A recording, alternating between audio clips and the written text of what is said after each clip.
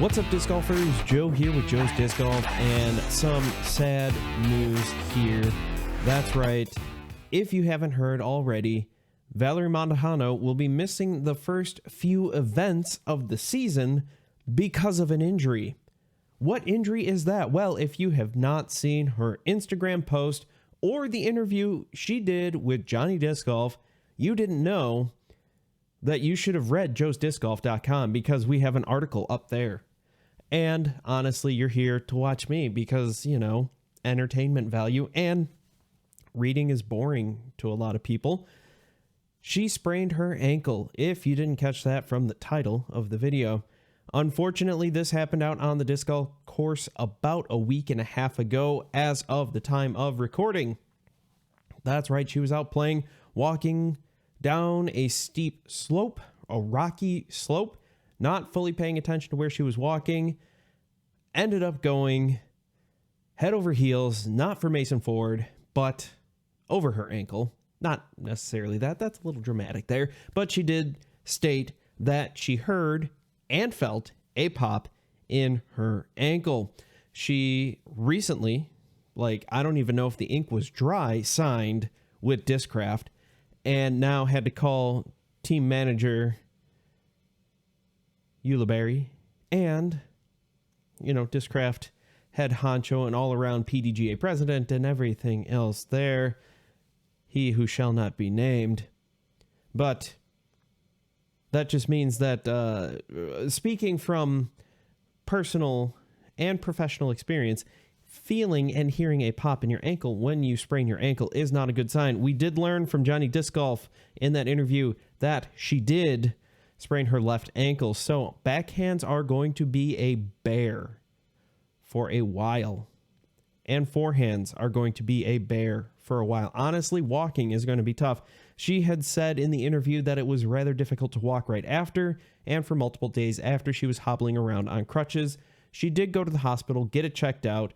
The hospital said nothing was broken, but I don't always trust the hospital. No offense.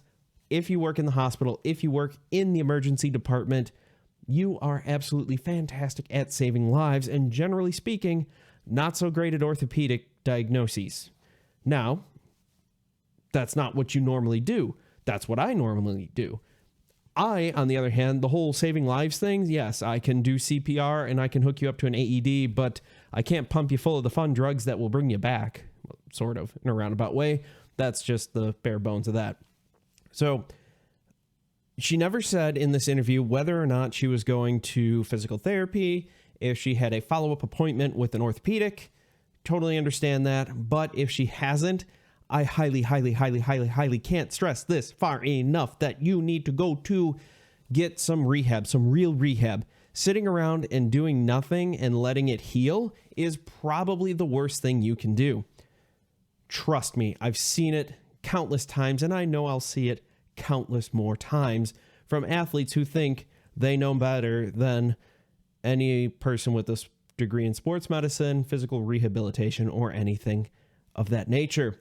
What you want to do during an ankle sprain like that is potentially, depending on the severity, and this is a grade 3 according to what the hospital said, so take that with a grain of salt.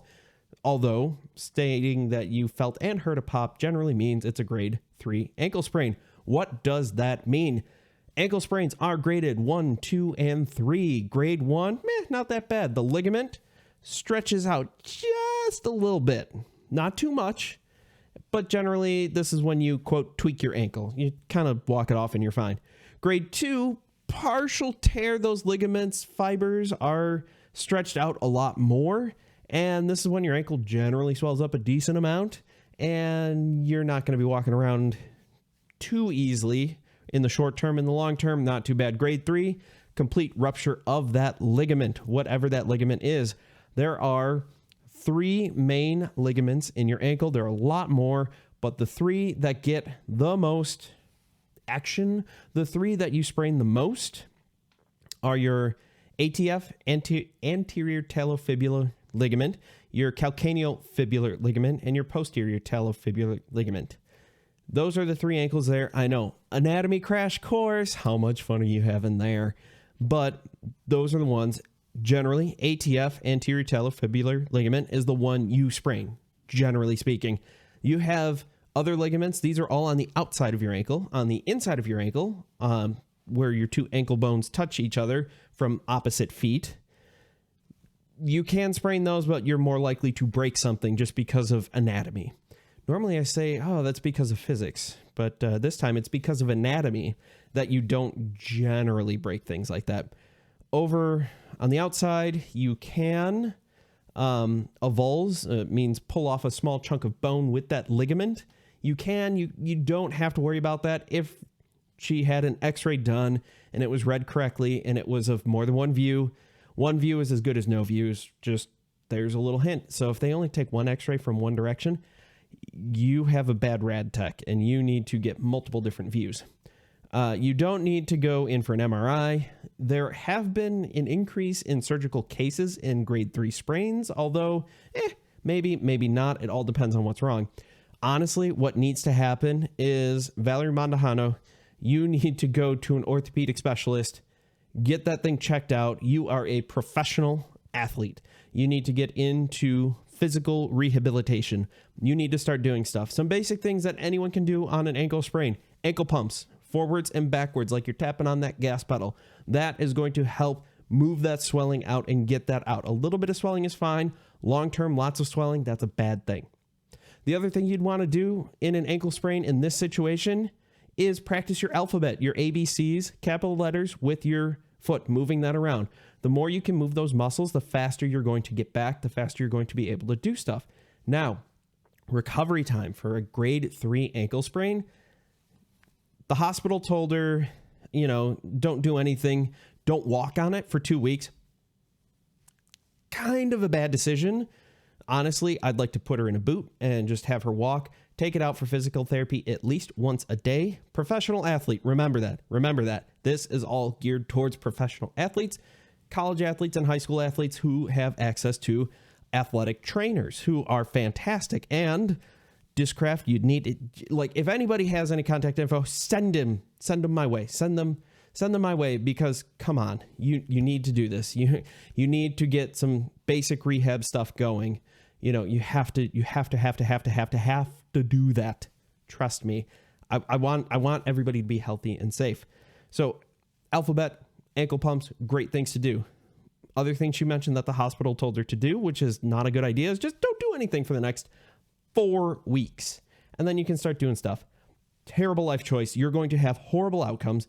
You are not going to get better. You need to go. I don't know. Have I stressed this point enough? You need to go to physical therapy. You need to get therapy done on this ankle. You need to have, manual muscle testing. You need to have ligament testing to find out how bad things are. If you go into physical therapy, they can get you back on the right track. You can get back faster. Recovery time, as I started before and then got sidetracked, is generally speaking, for grade 3 ankle sprain, you're looking for about 6 to 8 weeks, probably longer. I don't know. Every person is different. Yada, yada, yada. At about 8 weeks, she's going to wish she broke her ankle because she would be healed and back out and playing.